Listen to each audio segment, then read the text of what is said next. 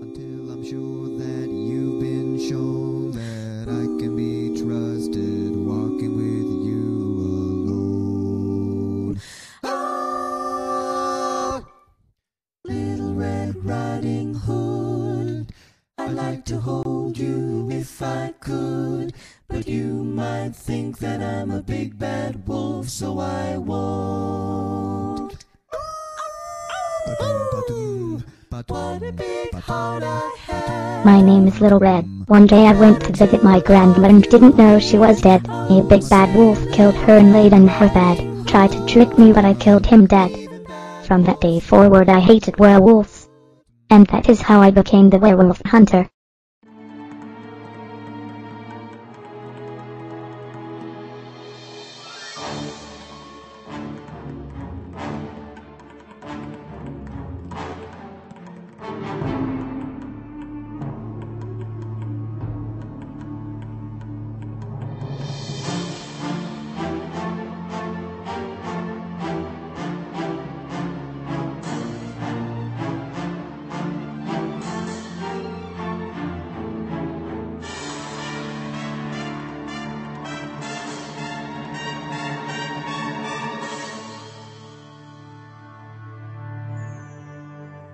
Once upon a time, there was a little girl who lived in a village near the forest.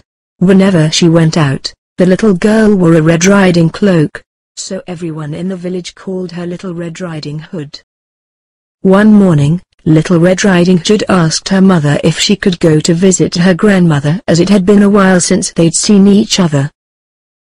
"That's a good idea," her mother said. So they packed a nice basket for Little Red Riding Hood to take to her grandmother.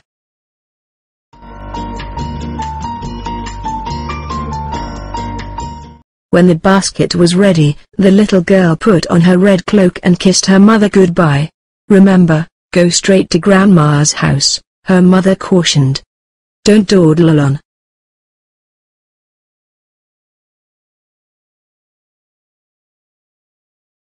Don't dawdle along the way and please don't talk to strangers.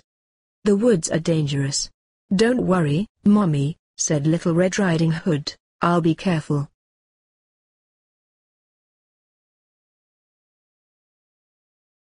But when Little Red Riding Hood noticed some lovely flowers in the woods, she forgot her promise to her mother. She picked a few, watched the butterflies flit about for a while, listened to the frogs croaking and then picked a few more. Little Red Riding Hood was enjoying the warm summer day so much, that she didn't notice a dark shadow approaching out of the forest behind her.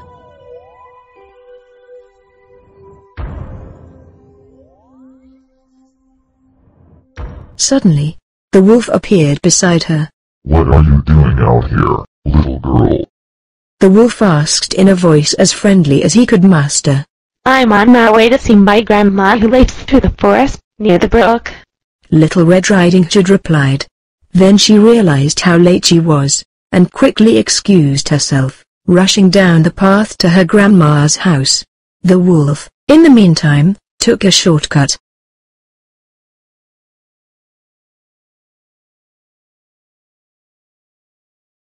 The wolf, a little out of breath from running, arrived at Grandma's and knocked lightly at the door. "Oh, thank goodness, dear. Come in, come in. I was worried sick that something had happened to you in the forest," said Grandma, thinking that the knock was her granddaughter. The wolf let himself in. "Are you okay, dear? Sound like you got a sore throat."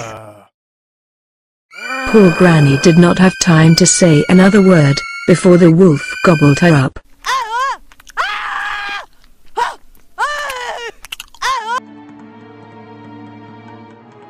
The wolf let out a satisfied burp, and then poked through Granny's wardrobe to find a nightgown that he liked. He added a frilly sleeping cap, and for good measure, a few minutes later, some of Red Riding Hood knocked on the door. The wolf jumped into bed and pulled the covers over his nose. "Who is it?" he called in a cackly voice. It's me, Little Red Riding Hood. "Oh, how lovely. Do come in, my dear." When Little Red Riding Hood entered the little cottage, she could scarcely recognize her "Grandmother, your voice sounds so odd. Is something the matter?" "Oh, I just a touch of the cold. Squeaked the wolf, adding a cough at the end to prove the point. But grandmother, what big ears you have, said Little Red Riding Hood as she edged closer to the bed. The better to hear you with, my dear. But grandmother, what big eyes you have. The better to see you with, my dear. But grandmother, what big teeth you have. The better to meet you with, my dear. Roared the wolf, and he leapt out of the bed and began to chase the little girl. Almost too late, Little Red Riding Hood realized that the person in the bed was not her grandmother, but a hungry wolf. She ran across the room and through the door, shouting,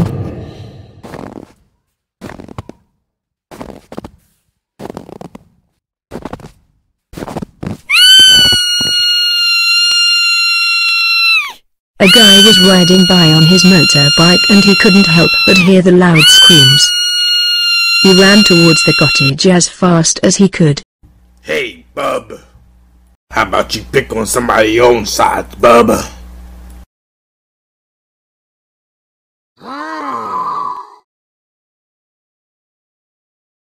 The man pulled out a hatchet and cut the wolf open to try and save Lil Red's grandmother. You can come out now, little girl. You're safe. Are you a werewolf too? Asked the little girl. Well, not really. I guess you could say I'm related to them. I'm what you call a Wolverine. The name's Logan. Thanks for saving me, Logan. People call me Little Red Riding Hood. My real name is Renee. Sorry about your grandmother, Red. Hey, if you ever need anything, just give me a call. Thank you, hey Mr. Logan.